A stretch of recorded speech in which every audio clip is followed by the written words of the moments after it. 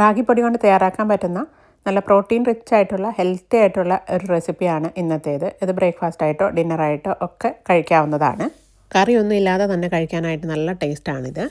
ഇതുണ്ടാക്കാൻ വേണ്ടിയിട്ട് 3/4 കപ്പ് റാഗിപ്പൊടി എടുത്തിട്ടുണ്ട്. വളരെ എളുപ്പമാണ് കേട്ടോ ഇതുണ്ടാക്കാനായിട്ട്. ഇനി വേണ്ടത് 1/2 കപ്പ് ഗ്രേറ്റ് ചെയ്ത ക്യാരറ്റാണ്. സവോള അരിഞ്ഞത് 1/2 കപ്പോളം ചേർക്കുന്നുണ്ട്. അരിഞ്ഞ മല്ലിയില ചേർക്കാം, 2 ടേബിൾ സ്പൂണോളം ചേർക്കുകയാണ്.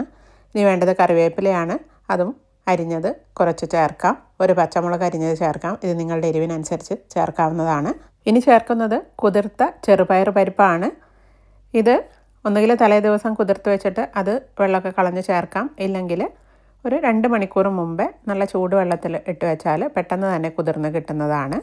ഇനി നമുക്ക് വേണ്ടത് പനീറാണ്. ഗ്രേറ്റ് ചെയ്തെടുത്ത പനീറാണ് ഞാനിതിലേക്ക് ചേർക്കുന്നത്. 1/2 കപ്പോളം ഉണ്ട്. നല്ലൊരു ടേസ്റ്റ് ആയിരിക്കും ഇത് കൂടി ചേർത്താൽ. മാത്രമല്ല നല്ല ഹെൽത്തിയുമാണ്, നല്ല പ്രോട്ടീൻ റിച്ചുമാണിത്. ഇനി വേണ്ടത് ചെറിയ ജീരകമാണ്. 1/2 ടീസ്പൂണോളം ചേർത്തിട്ടുണ്ട്. 2 നുള്ള മഞ്ഞൾപ്പൊടി ചേർക്കാം. മുരിങ്ങയില നിങ്ങളുടെ കയ്യിലുണ്ടെങ്കിൽ അതും കൂടി ചേർക്കാവുന്നതാണ്, കൂടുതൽ ഹെൽത്തി ആവും. ഇനി ഒരു 3/4 ടീസ്പൂണോളം ഉപ്പും കൂടി ചേർത്തിട്ടുണ്ട്. കുറേശ്ശെ വെള്ളം ഒഴിച്ച് നമുക്കിതൊന്ന് കുഴച്ചെടുക്കാം. നോർമൽ ടെമ്പറേച്ചറിലുള്ള വെള്ളം മതി കേട്ടോ, ചൂടുവെള്ളമൊന്നും ആവശ്യമില്ല.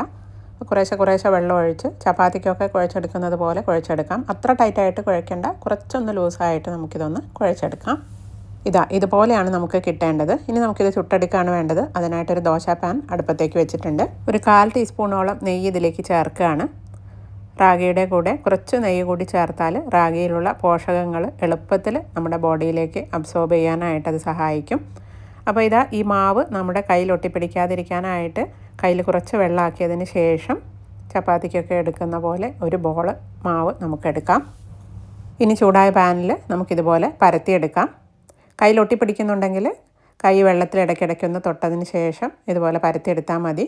ഇങ്ങനെ അല്ലാന്നുണ്ടെങ്കിൽ വാഴയിലയിലോ മറ്റോ പരത്തിയതിന് ശേഷം ചട്ടിയിലേക്ക് ഇട്ട് കൊടുത്താലും മതി. ഒരു 1/4 ടീസ്പൂൺ നെയ്യ് ഞാൻ ഇതിന് മുകളിൽ ഇതുപോലെ ഒന്ന് സ്പ്രെഡ് ചെയ്ത് കൊടുക്കുകയാണ്. ഇത് ഓപ്ഷണലാണ്, പക്ഷേ നെയ്യ് ഇതുപോലെ സ്പ്രെഡ് ചെയ്താൽ നല്ലൊരു ടേസ്റ്റ് തന്നെയായിരിക്കും.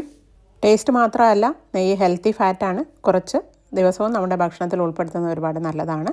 അപ്പോൾ ഒരു ഭാഗം കുക്കായി വന്നിട്ടുണ്ട്. നമുക്കിതൊന്ന് തിരിച്ചിട്ട് കൊടുക്കാം. നമ്മളിതിലേക്ക് ചെറുപയർ പരിപ്പും പനീറും ഒക്കെ ചേർത്തിരിക്കുന്നതുകൊണ്ട് തന്നെ നല്ല ടേസ്റ്റി ആയിട്ടുള്ള ഒരു വിഭവം തന്നെയാണിത്. കറിയൊന്നും ഇല്ലാതെ തന്നെ നമുക്കിത് കഴിക്കാനായിട്ട് നല്ല ടേസ്റ്റാണ്. തിരിച്ചും മറിച്ചിട്ട് 2 സൈഡും നമുക്ക് ഒരു ലൈറ്റ് ഗോൾഡൻ കളറാക്കി എടുക്കാം.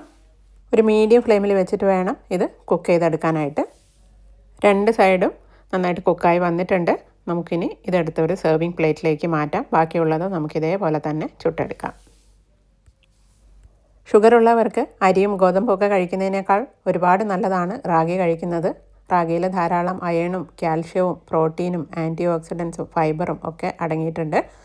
ഇതുപോലെ നിങ്ങൾ ഇതുവരെ ഉണ്ടാക്കിയിട്ടില്ലെങ്കിൽ ഒന്ന് ഉണ്ടാക്കി നോക്കൂ, നല്ല ടേസ്റ്റാണ്. ഇത് കറിയൊന്നും ഇല്ലാതെ കഴിക്കാൻ തന്നെ നല്ല ടേസ്റ്റാണ്. ഇനി കറി എന്തെങ്കിലും വേണമെന്നുണ്ടെങ്കിൽ തേങ്ങാ ചമ്മന്തിയോ അല്ലെങ്കിൽ തൈരോ ഒക്കെ കൂട്ടി ഇത് കഴിക്കാവുന്നതാണ്. അപ്പോൾ ട്രൈ ചെയ്ത് നോക്കിയിട്ട് നിങ്ങളുടെ ഫീഡ്ബാക്കൊക്കെ കമൻറ്റ് ബോക്സിലിടണേ. ഈ റെസിപ്പി നിങ്ങൾക്ക് എല്ലാവർക്കും ഇഷ്ടമായിട്ടുണ്ടാകുമെന്ന് വിചാരിക്കുന്നു. ഇഷ്ടമായിട്ടുണ്ടെങ്കിൽ എൻ്റെ ഈ വീഡിയോ ലൈക്ക് ചെയ്യാനും ഫ്രണ്ട്സിനും റിലേറ്റീവ്സിനും ഒക്കെ ഷെയർ ചെയ്യാനും എൻ്റെ ചാനൽ സബ്സ്ക്രൈബ് ചെയ്യാനും മറക്കല്ലേ. മറ്റൊരു ഹെൽത്തി റെസിപ്പിയുമായിട്ട് അടുത്ത വീഡിയോയിൽ കാണാം. Thank you. Bye bye.